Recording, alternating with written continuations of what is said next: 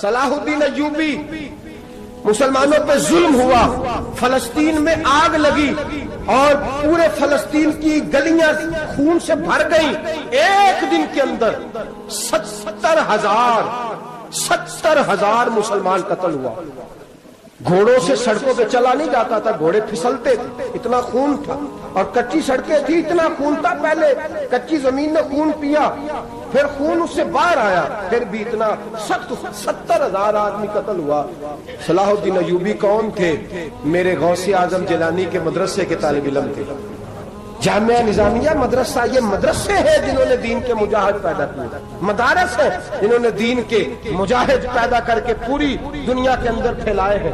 مدارس کے اندر دہشت گردی آئی، میں اختلاف نہیں کرتا، لیکن ابھی بھی مدرسے ہیں جن مدرسوں سے رسول اللہ کے دین کا سچا درس دیا جاتا ہے، امن، پیار اور محبت کی فضا کو عام کیا جاتا ہے وہ مدارس، اور انشاءاللہ قیامت کی صبح تک وہ مدرسے قائم رہیں گے۔ صلاح الدین ایوبی مدرسے کے طالب علم ہے، مدرسے کا، لیکن مدرسہ اس کا تھا جو ساتھ درویش بھی تھا۔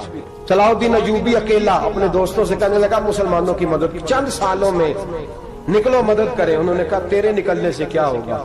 کہنے لگا میں نے نہیں نکلنا، میرے اللہ نے میری مدد کرنی ہے، میرے اللہ نے میری اٹھ باندھ کمر، کیا ڈرتا ہے پھر دیکھ خدا کیا کرتا ہے، اور میں مجھے نکلنے دے، اللہ میری مدد کرے گا۔ تھوڑا تھوڑا کر کے فوج جمع کی، کوشش کی۔ چند سالوں کے بعد اسی جگہ جہاں مسلمانوں کا خون بہا تھا، اللہ نے اسلام کا جھنڈا پھر سے بلند کر دیا۔ صلاح الدین ایوبی فاتح بن کے مسجد اقصیٰ کے دروازے پہ کھڑا ہے۔ چند سال گزرے، عیسائیوں کا اپنا وہ ظلم ابھی یاد ہے، اور عیسائی سارے لیڈر کہتے ہیں تیاری کر لو، اب ہمارے بچے کاٹے جائیں گے، عورتیں بیوہ ہوں گی، گردنیں کٹیں گی، اب دیکھنا جتنا خون ہم نے بہایا تھا مسلمان اس سے دگنا بہائیں گے۔ صلاح الدین ایوبی گھوڑے پہ کھڑے ہیں اور پوچھتے ہیں او عیسائیوں بتاؤ تمہارے ساتھ کیا کروں؟ گردنیں جھک گئیں، جواب کوئی بھی نہیں۔ کہا تم نے 70,000 مسلمان ایک دن میں مارا تھا، بولو تمہارے ساتھ کیا کروں؟ تم نے ایک دن میں مسلمان یوں کاٹے جیسے گاجر مولی کاٹی جاتی ہے، بولو کیا کروں؟ عیسائی کہنے لگے ہمیں اپنے ظلم یاد ہے، تشدد یاد ہے، بربریت یاد ہے، تو بہتر جانتا ہے تو نے کیا کرنا ہے۔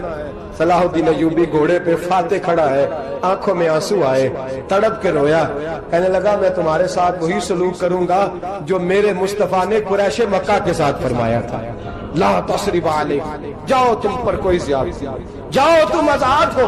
اس نے کہا تو کر کیا رہا ہے؟ کہنے لگا میں کیا کروں، میں اس محمد کا ماننے والا ہوں جس نے معاف کرنا سکھایا ہے صلی اللہ علیہ وسلم، میرے پیروں میں زنجیر ہے رسول اللہ کی غلامی کی، جاؤ تم آزاد ہو۔ اس نے کہا تم آزاد ہو، لوگوں نے کلمہ پڑھنا شروع کر دیا، اشہد ان لا الہ الا اللہ واشہد ان محمدن عبدہ۔ سارے قبیلے